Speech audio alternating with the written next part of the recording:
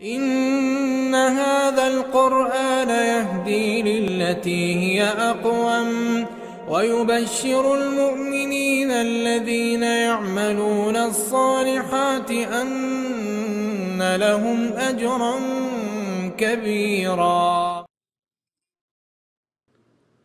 بسم الله الرحمن الرحيم. الحمد لله رب العالمين والصلاة والسلام على أشرف المرسلين سيدنا محمد وعلى آله وأصحابه أجمعين. Hürmetli көрермен qarindoshlar, bugungi darsimizda istiqomat haqida to'xtalamiz.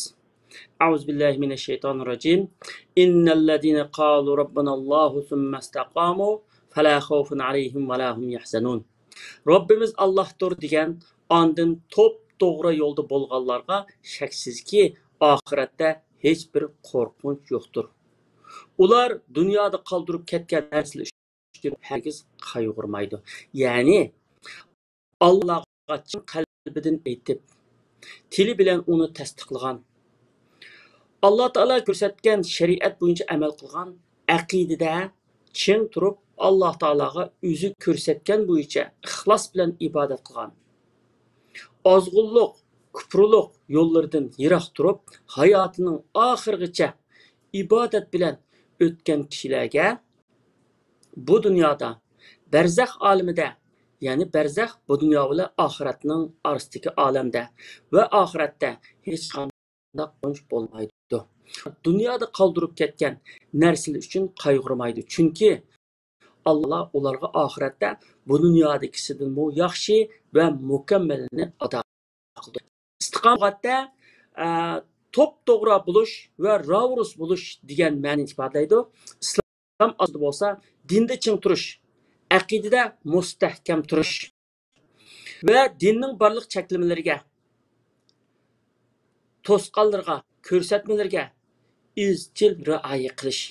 Alloh taolaning emir farmonlarini o'rindab, man'iy qilganlardan yiroq turish. Xulosa qilganda, istiqomat axloqda, amal ibodatda, yurish turishda, muomalada, butun ishlarda durust bo'lish deganlik, durustlik.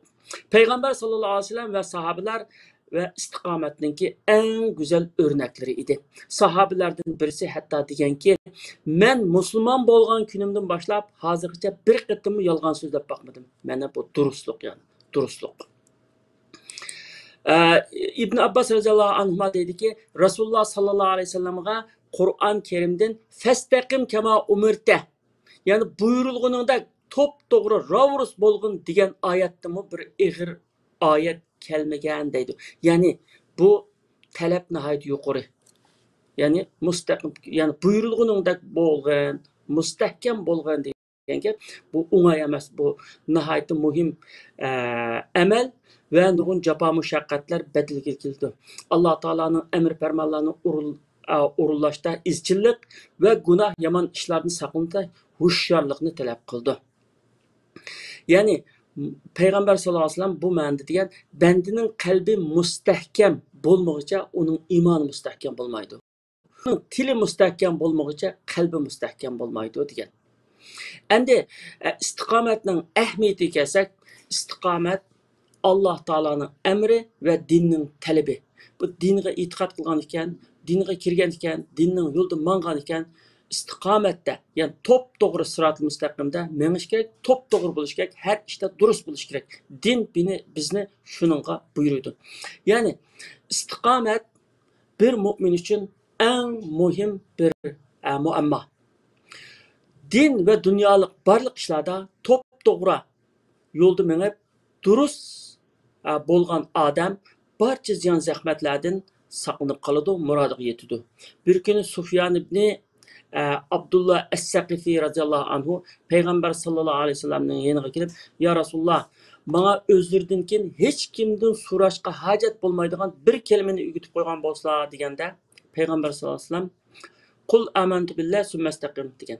Ya'ni iymon etdim degan, ondan shu iymoningda mustahkam turg'in. İstiqomatning foydasi intayin ko'p hamda. Istiqomat ustida bo'lish va istiqomat bilan hayot kechirish Alloh taolo bilan bo'lgan kuchlik bog'lanish hosil qilganlikdan Bu yüzden Allah Taala'nın yardım bilen bunda adam nurgun hatalıklardan, günah məsiyyətlərə düşüb qilishdən və xeyim xətərlərdən saqlanıb qaladı. Zalalatni saqlanıb qaldı. Hayatını istiqamet bilen ötküzgen adam can üzüdüğün vaxtıdımı bu dünyadan xuşallık bilen ayrıldı. Çünkü o çağda periştiler düşüp onunğa cennet bilen ve cennetdeki nazu nimetler bilen xuş bişaret biridu. İnnellezine qalu rabbunallahu thumma istaqamu tetenezzalu aleyhimul melaiketu alla tahafu ve la tahzanu ve ebşiru bil cenneti allati kuntum tu'adun. Nahnu awliyaukum fil hayatid dunya ve fil ahire ve lakum fiha ma teştehi enfusukum ve lakum fiha ma teddaun. Şübhesiz ki Rabbimiz Allah'tır degen andın şu imanda müstahkem bolgan kişilerge periştiler düşüp korkmanglar, gam qilmanglar, sizlarga va'da qilingan cennet bilan xuşal bulunglar.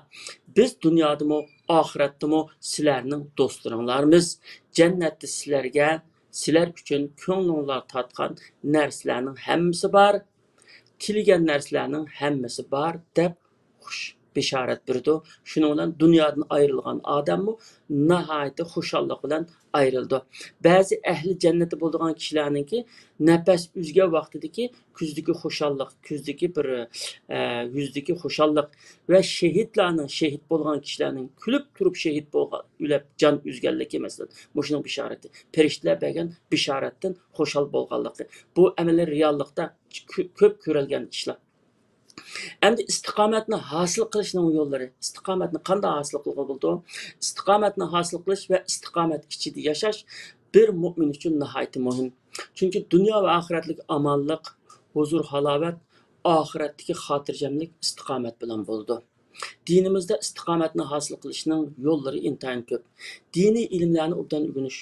Ilimsiz bo'lmaydi hech qanday ish. Musulmonlikmi ilimsiz bo'lmaydi. Fa'lam annahu la ilaha illalloh deydi. La ilaha illalloh, yani Allah'tan başka ilah yok ekanligini bil deydi. Bilgin, aytib qo'ymagin.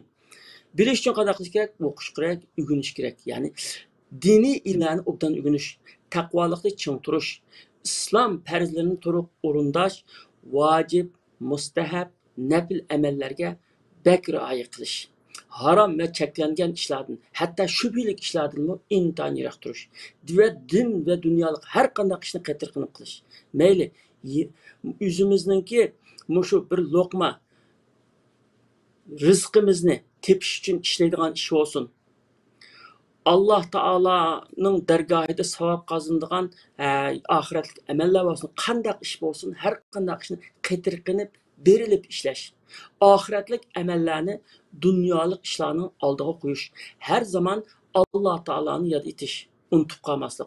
Allah Taala'nı her zaman yad etip durgan adam sırat-ı müstakimnin üstüde ve istikamet üstüde bolgan buldu. Çünkü Allah'ını yad etip durgan adam Allah Taala'nın ki emir fermanlarını isiga aldı. Allah Taala'nın tosqanlarını isiga aldı ve Allah Taala'nın huzurda yaman iş kılıştın, günah kılıştın uyuludu. Haya kılıdı.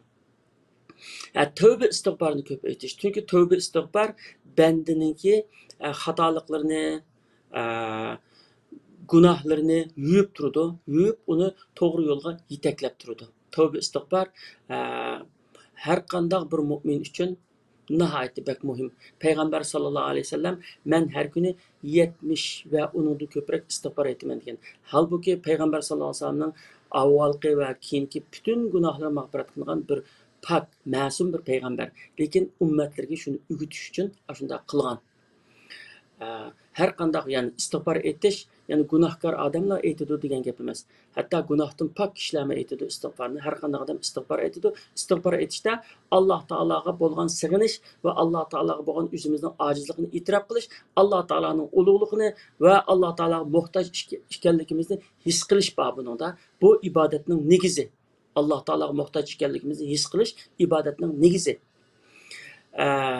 Allah Teala'ga ve insonlarga qarta qilishga tegishliklarni nihoyatda mukammal darajada qilish, mas'uliyat tuyg'usi bilan yashash. Yani mas'uliyat tuyg'usi bilan Allah Teala'ga qarta mas'uliyatimiz ve atrofimizdagilarga, oilamizdagilarga, vatanimizga, xalqimizga qarta, dinimizga qarta mas'uliyatimizni bilip şu mas'uliyat tuyg'usi bilan yashash qatorliqlarning hammasi istiqomat ustida turishga yordamchi bo'ldi.